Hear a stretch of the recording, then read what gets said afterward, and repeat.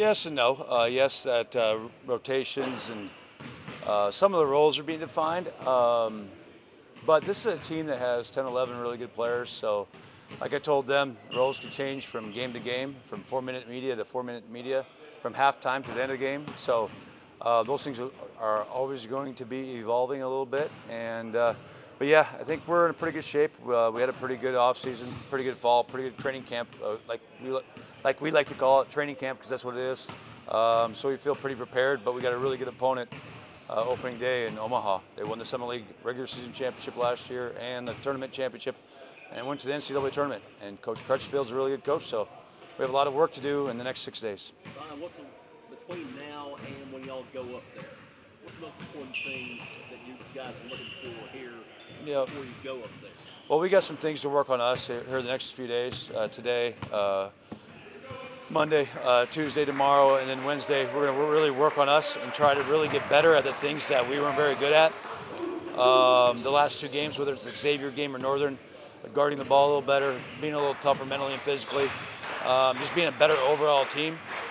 So really honing on us today, tomorrow, Wednesday, and then Friday, Saturday, Sunday, really focus on Omaha and the challenge they present us. Coach, you talked a lot about since you took out the job, how much you've had to do building a team, building a coaching staff. Do you feel like you've had enough time from there until next Monday to kind of get this team rolling? Yeah, well, there's never enough time, right? I wish there was more, but we've had a good ample enough time to really prepare our guys. We have to go through some adversity. That really defines the team. Adversity hasn't really hit us yet. It's going to at some point. It might hit us Monday. And that's how we respond from that adversity when we play Omaha. Whether it's in-game adversity, hopefully we don't learn from a loss, but there's going to be adversity coming, whether it's the roles being played, shots being taken, all that stuff.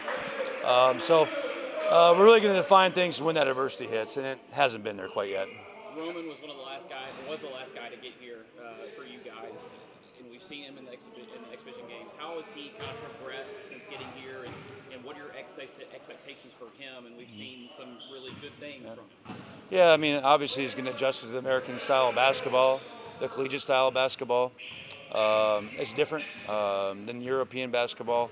So it'll take a little time to get adjusted to that, but overall very pleasant. He is a super talent, as you see, 6'8", 6'9", versatile. When we recruited him, he reminded me a lot of my brother, Mike, especially in high school, where he was a versatile forward that could play multiple positions. Obviously, as my brother aged, he became a niche player as a shooter, but I see Roman, very versatile player, can cause a lot of problems, mismatch problems for opposing teams. His ability to defensive rebound and lead breaks is really important for us. So we just got to keep getting better. He has to keep getting better and getting adjusted to the American style of basketball. Get back on Roman. He looked like he was having a lot of fun. Yeah. You don't like seeing Yeah, it's always fun when you're competing, winning, and having a lot of success. So, we want to have fun when we play. We want to have but the fun is, competing to win. Haven't met very many teams that lost games that was just so much fun for them. So we have to keep competing, keep trying to win, because the enjoyment comes through the process they're going through now, all the work, and then having a celebration of that process through the games. And that's what we try to do. We try to put our work now, use the South Dakota term, put the hay in the barn, and then when we go play a game, be prepared and give us our best shot, and then win and then celebrate all that tough work that we've done leading up to that game. Does game week prep look any different than normal practice week? Yeah, it does. Like this week, we're going to really focus on us today, tomorrow, Tuesday, Wednesday. We'll take Thursday off to get the guys off their feet a little bit. And then Friday, Saturday, and Sunday is going to be all Omaha. How are we going to guard their actions? How we're scheming them both offensively and defensively?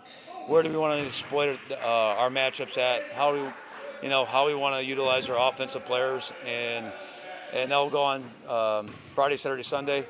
So we'll turn all of our focus those 3 days going into the game on really defining our strategy going into the game on Monday, November 3rd. Health-wise, where's the team at? We're being dinged up a little bit. I mean, we got Ben Schultzberg's out with a stress reaction.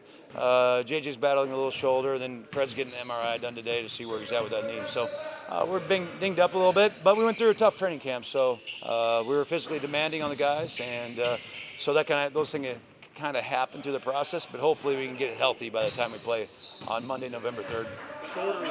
Shorter was your leading scorer in your first exhibition game. Last night it was Jackson.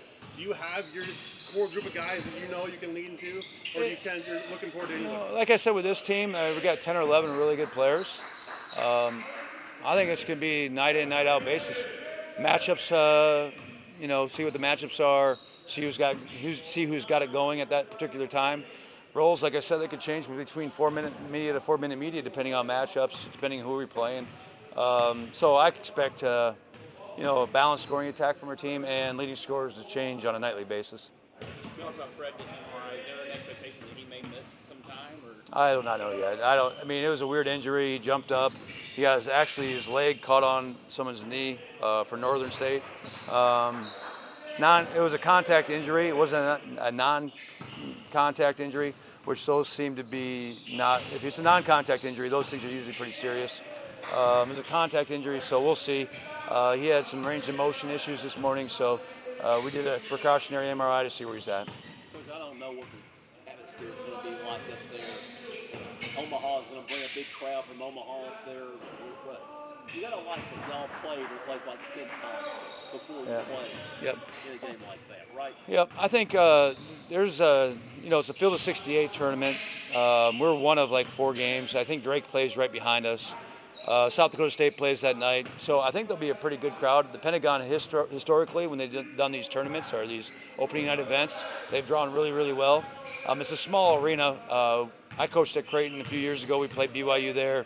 When I was at UNLV, coaching at UNLV, we played South Dakota there. So they have big crowds usually there. So I anticipate 4,000 or 5,000 people. It's a smaller set venue. It's a historic venue. They made it historic looking, so it looks like an old court. But yeah, there's like 4 or 5 opening season games there, so I expect a pretty decent fan base. Anything? Thank you guys. Appreciate you covering us. Thank you so much.